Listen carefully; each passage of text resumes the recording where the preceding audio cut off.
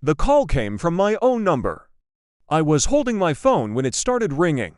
Same number, same wallpaper, same crack in the corner of the screen. I answered it by instinct. There was silence for 2 seconds. Then I heard myself breathing, not through the speaker. Not as an echo, it was a recording. Then my own voice spoke, low and controlled, "Do not hang up. You don't have much time." I tried to speak, but the voice continued before I could. If you're hearing this, it means I already failed. The call timer on my screen started counting backward. 0:29, 0:28, 0:27, and that's when the voice said something I had never told anyone.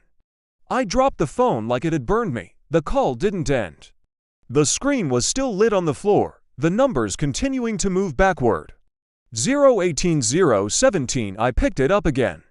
My hand was shaking so badly I almost hit end call. "Don't," the voice said immediately. My voice? "You hang up, it resets." I asked the only question that made sense. "What resets?" The line crackled softly, like a bad connection. "The day," the voice said. "Not all of it. Just enough to trap you." I backed away until my shoulders hit the wall. My apartment looked normal, morning light through the window.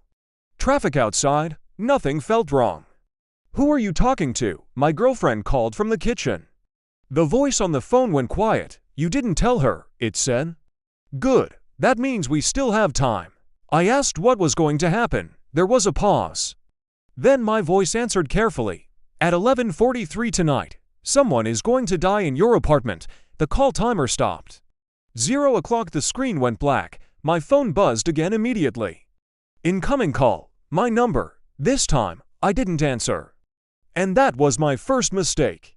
When the ringing stopped, my apartment felt too quiet, like sound itself was waiting.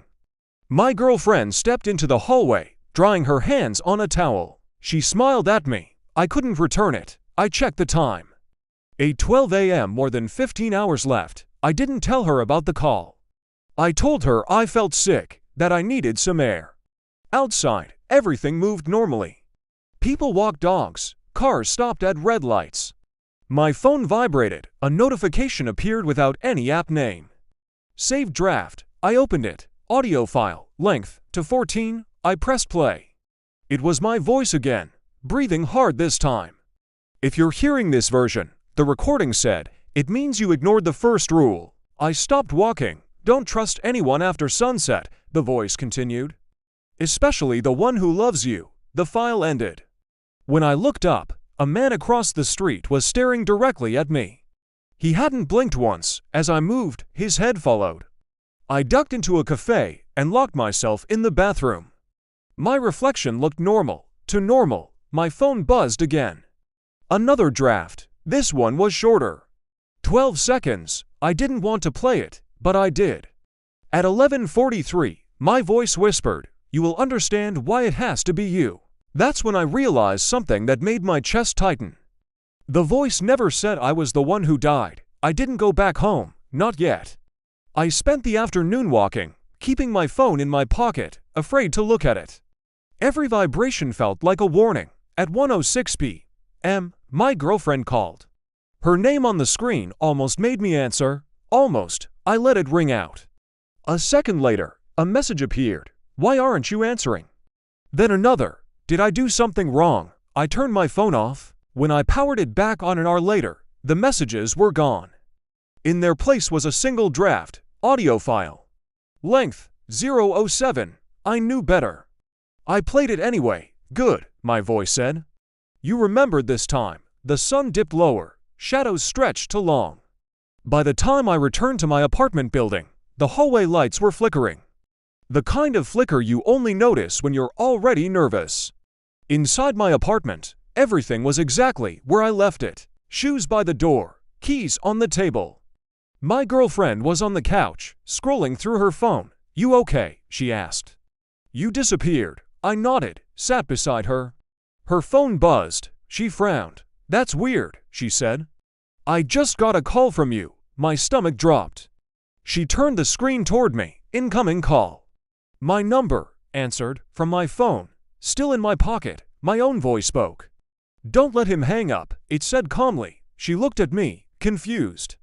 And for the first time, I didn't know which version of me was talking.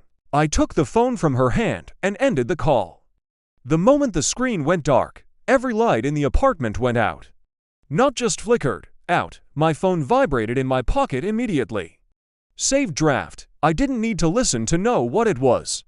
But I did anyway. You just shortened the loop, my voice said. We don't get many chances left. The lights came back on. My girlfriend was staring at me like she was seeing a stranger. What was that? She asked. I told her everything. The calls, the recordings, the time. She didn't interrupt, didn't laugh. When I finished, she said something I wasn't prepared for. You told me this already. I stared at her. Last time, she continued. Right before midnight, I asked her what happened after. Her eyes drifted to the kitchen, to the large knife block on the counter. You started crying, she said, saying you couldn't do it again.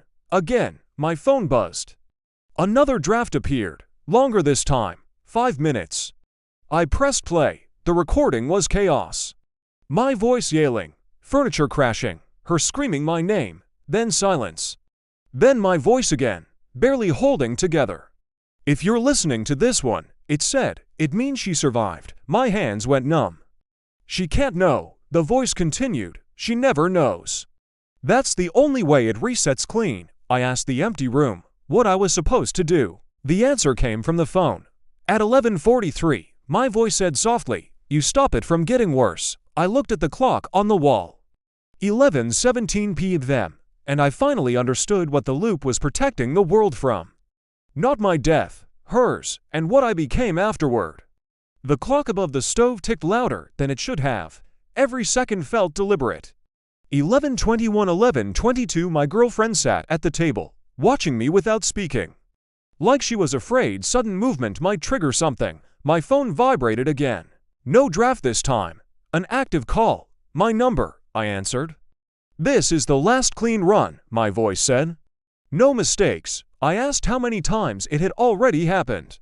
There was a long pause, enough that I stopped counting, the voice said. You always hesitate at this part. I looked at her hands, unarmed, trusting. What happens if I don't? I asked, the voice lowered. Then she kills you, my breath caught. And after that, it continued. She doesn't stop. The lights flickered. The air felt heavier, like pressure before a storm. I remembered the recording, her screaming, my voice breaking. 11:36, my phone slipped from my hand and hit the floor. The call stayed connected. She always figures it out, the voice said calmly. Just not right away. I stepped toward the kitchen. She stood up. Please, she said quietly. I don't know what's happening, but you're scaring me. 11:41, the voice on the phone spoke one last time. Whatever you do next, it said, you'll wake up tomorrow convinced it was necessary. 11:42, I reached the counter. Behind me, she whispered my name. 11:43, the world went silent. I woke up on the couch. Morning light through the window, traffic outside. My phone was on the table in front of me, charging. No missed calls. No drafts. In the kitchen, she hummed softly while making coffee. Did you sleep okay? She asked. I nodded. My head felt empty, peaceful. As she turned away, I noticed a faint scar on her wrist. Thin, old, something I didn't remember being there before. When she left for work, my phone buzzed once. Saved draft, audio file. Length, 007. I didn't play it. I already knew what it said. This is NIGHTLINE. Some calls aren't warnings, they're instructions. And if your phone ever rings with your own number on the screen, answer it.